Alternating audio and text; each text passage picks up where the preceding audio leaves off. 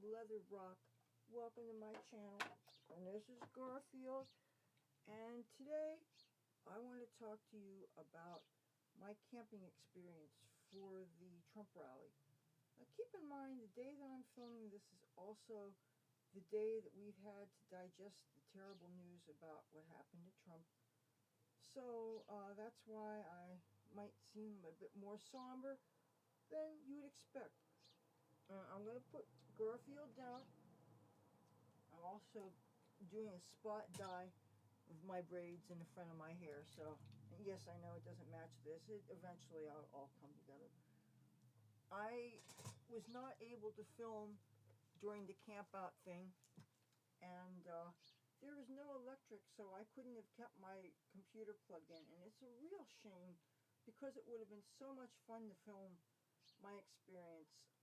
It was, in some ways, I could have been better prepared, but that will be a subject of a later video where I describe my preparation process and just talk about a few things that I would have done differently if I could do it all over again.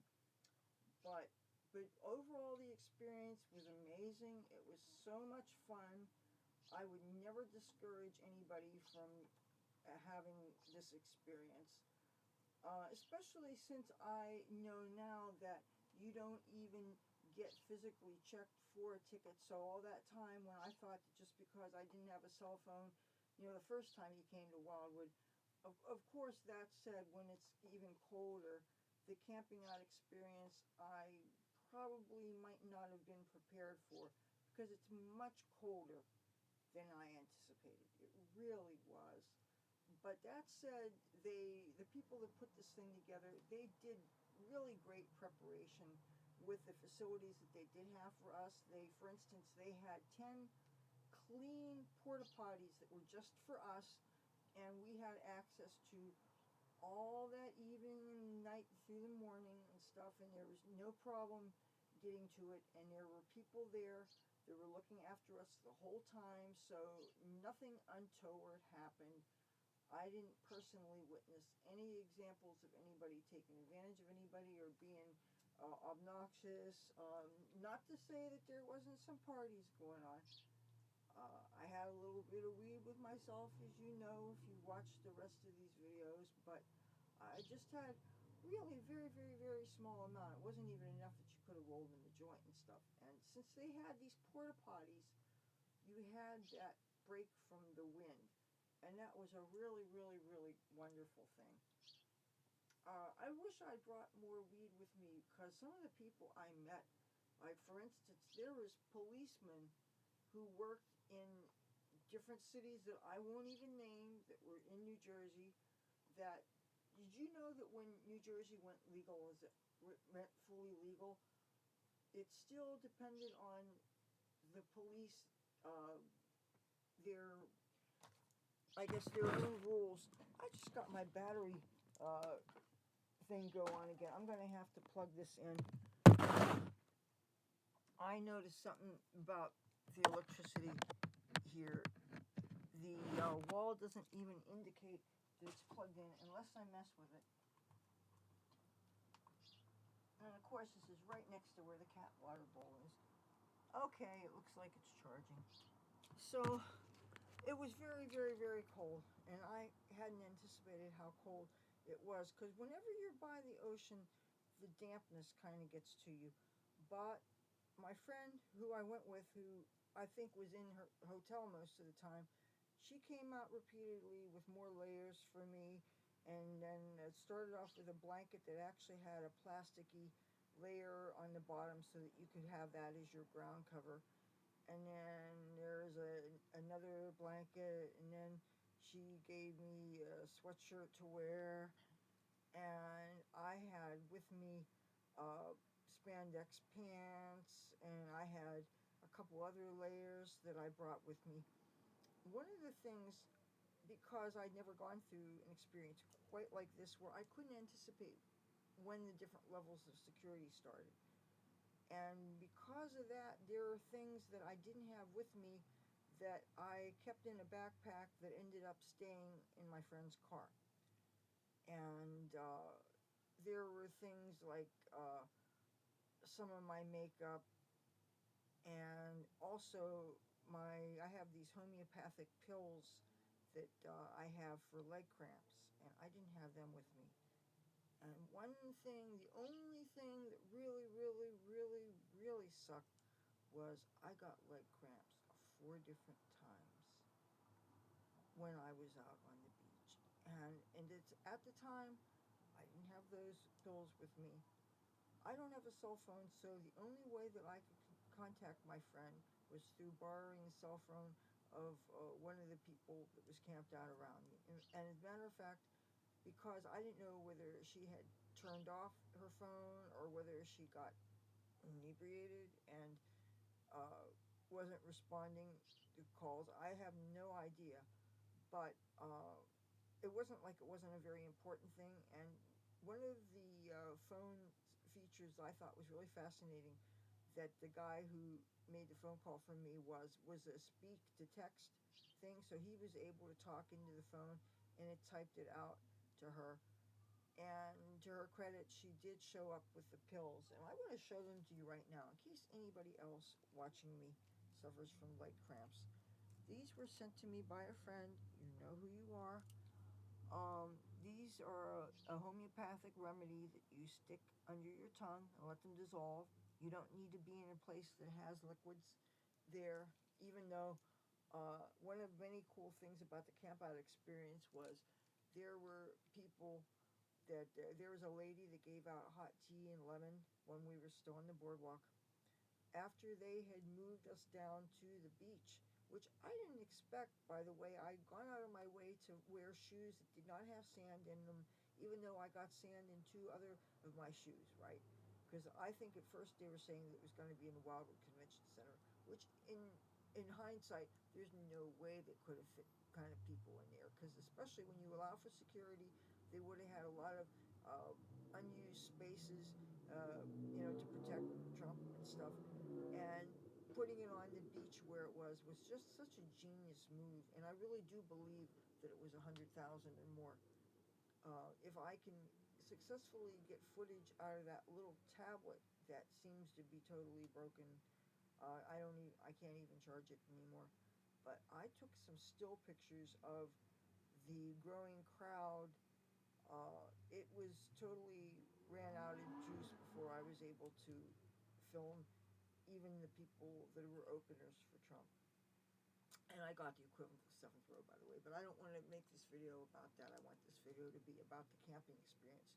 Because that camping experience was such a intense and wonderful communal thing. It was like, I can compare it to being on tour with the Grateful Dead, where everybody there has a good attitude and you're united by a purpose. But I would say the people at this Trump rally were more united because one thing they had in common was their love of and support of President Donald J. Trump.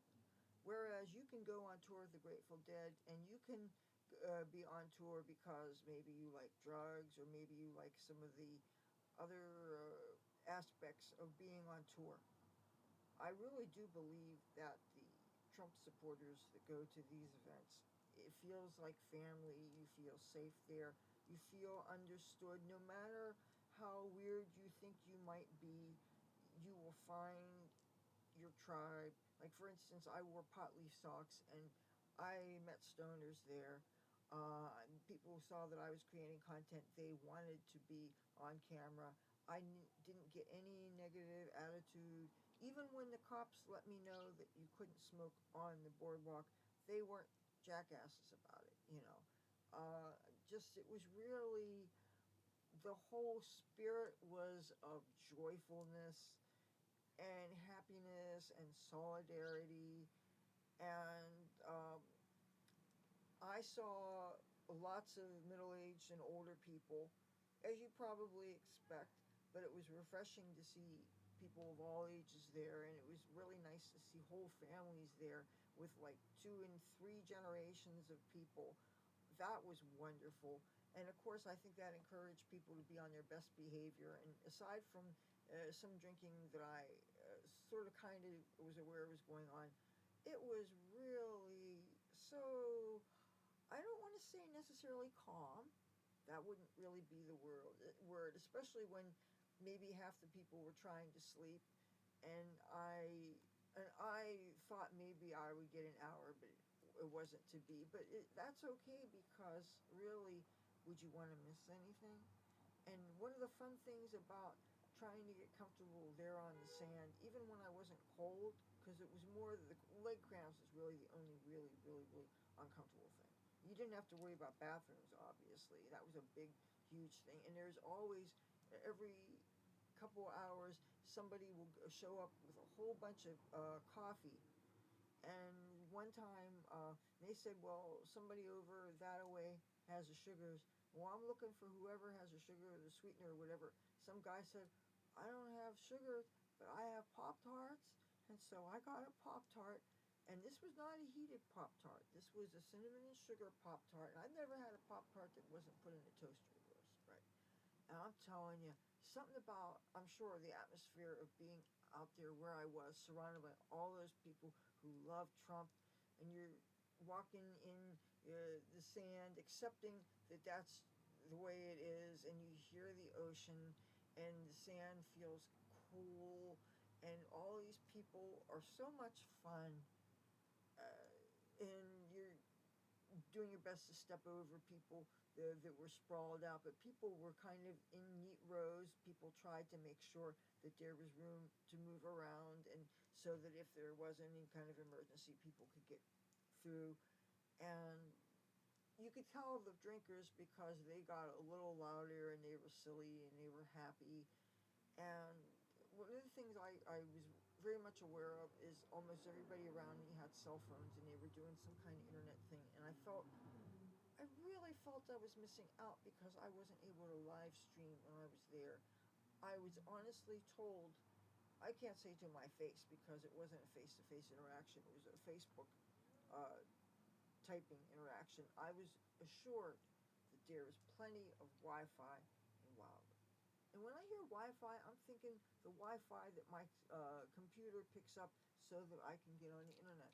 I'm not thinking about the cell phone and the service that the people already pay for, so of course you should expect it. If I was paying whatever dollars a month for something, I would expect it to be there when I needed it. And now I understand that there's such a thing as dead spots or blind spots or whatever it is where people don't get their service. But I thought that shouldn't be as much of a problem now as it was maybe just when cell phones were becoming more of a thing. Like, for instance, when 9/11 happened, the people that I stayed with, we lived right on the corner of Santa Monica and Vine, and at the time that was a spot where cell phones were not reaching, and that's weird because that's one of the major Hollywood intersections, and you would think with all these showbiz people, they would have to have all these different ways to communicate would have to work. That said, I think landlines were bigger than cell phones, but I don't know. I'm still, the landline that I have here is the same landline my family's had since I was like 5. So, ooh, I don't want to get water on this computer thing. So, now this is where I'm going to actually have to take a look at my journal and refresh my memory here. And I had to do some writing when it was dark. It was really,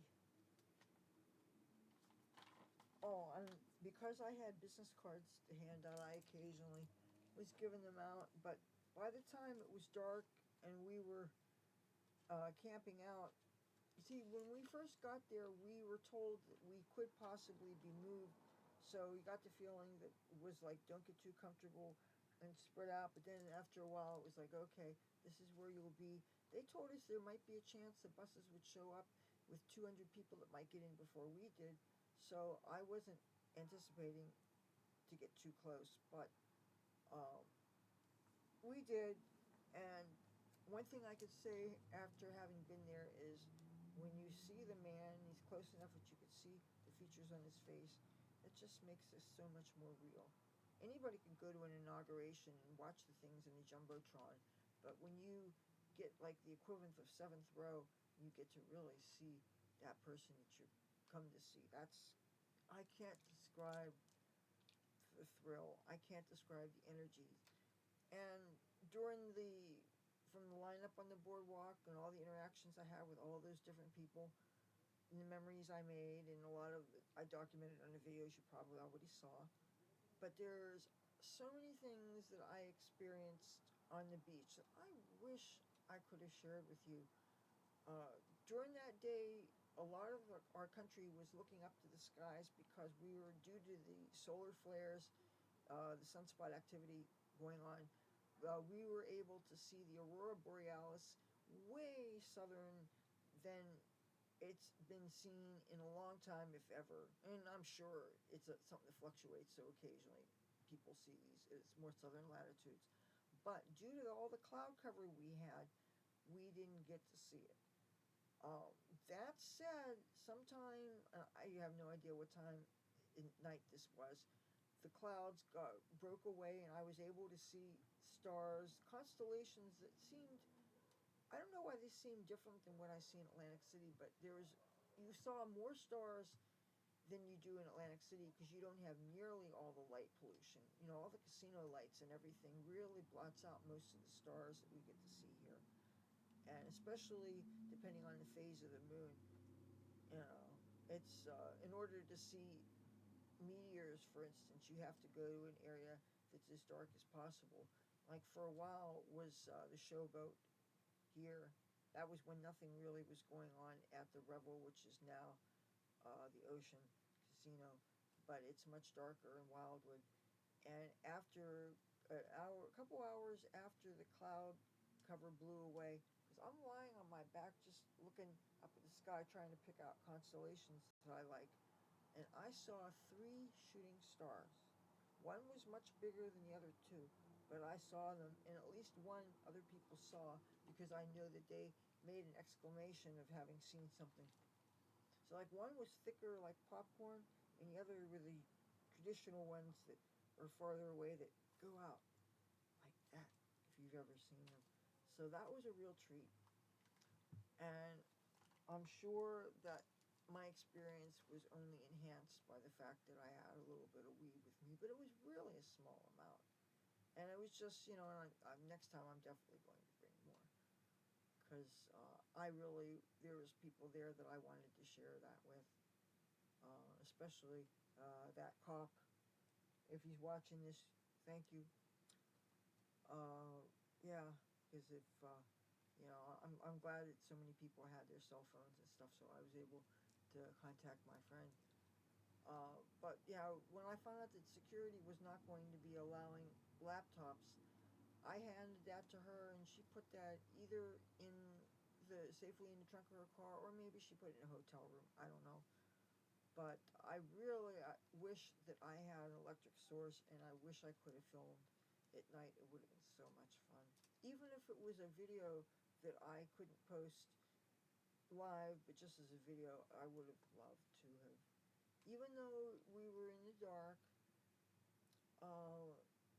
and like sometimes you can hear somebody was playing a YouTube video of a Republican-leaning stand-up comic, or maybe the latest The Five, Fox News Channel shows and stuff, and you heard all around you. You heard happiness. You heard jokes. You heard warmth and positivity, and it was just really great. And then at one point, the person that I came here with, who was drinking the vino, she was singing this song, "Proud to be an American," and it was with all the happiness that that you would do if you were doing it at a karaoke or something. And I could kind of tell it was her voice, and even though she was not quiet, I mean, come on, it was a special night, and heck, I think there's people that may have been doing whiskey shots closer to the ocean, but I don't know. But I do know that whatever anybody was doing, I didn't see any evidence of anybody not being totally fine with, like, once security started checking people out and stuff. And oh, they weren't allowing backpacks, and that surprised a lot of people. But they let people just put their stuff. You could have left your stuff where you were camping, and like in the future, I could probably have hidden stuff, and it would have been safe because they weren't letting people that weren't in the rally onto the beach to go through our stuff or anything. Security was pretty on top of things. And there was people that were taking attendance, so to speak, when we were in the lineup, so that they knew sort of what kind of order we were in. And that's somebody that does that apparently at a lot of the rallies. And they said that the first row Joes, they got VIP, and they went in another entrance. I knew somebody who were friends on Facebook, and he was one of the VIP people. And I saw a couple of people that I knew once we actually got to the seats, but that wasn't until after the camp out experience. But the camp out experience was so much fun. It really was. And the fact that you didn't have to worry about the bathroom thing, and that there was people looking out after each other. You weren't going to die of thirst there. You had something warm in your belly. Uh, and and I don't remember people taking up a collection for these things first, and then chipping in and then getting things. There was a guy selling $10 T-shirts, and that was where I got the long sleeve shirt that showed Trump's mugshot, and it says "Never Surrender," and then it says "Ultra MAGA" on the back.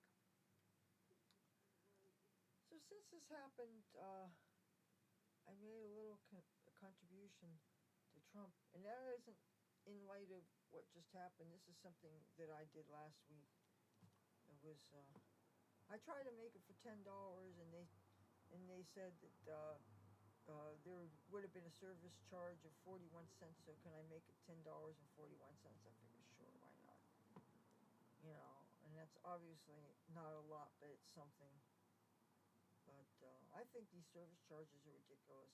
Like, what if it's the balance of one of those prepaid visas or something, and you got a little bit on it? And it's like one time I tried to make a donation to Alley Cat Allies. It was a very, very, very small amount. It was a lot smaller than that. And they didn't want to take it. Probably would have been better for me to just go and use them at a dollar store or something. But I'm trying to think of what else was part of the experience. Let's see.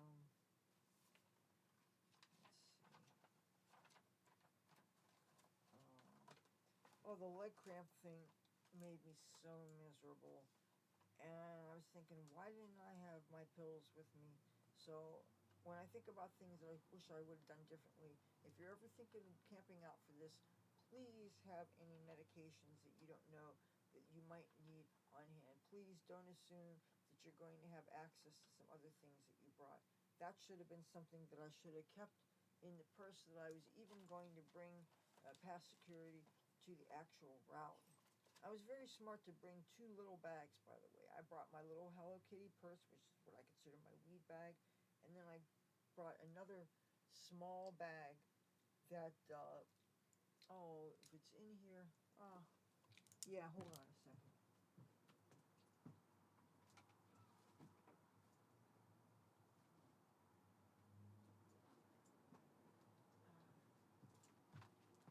Here, the other bag that I brought in to the rally was this, and it wasn't full up like this. This is from the last time I went to the boardwalk here. I brought a lot of layers. So we really need to fix our boardwalk Wi-Fi signal here. It is really not strong enough. Trying to live stream. Once I left the casino, you saw what happened. In Wildwood, you need Wi-Fi, period. You seem to think everybody just uses their cell phone airtime. More and more municipalities are getting wired for Wi-Fi. Half of Washington, D.C. is wired for Wi-Fi. Their parks, their public transit has Wi-Fi.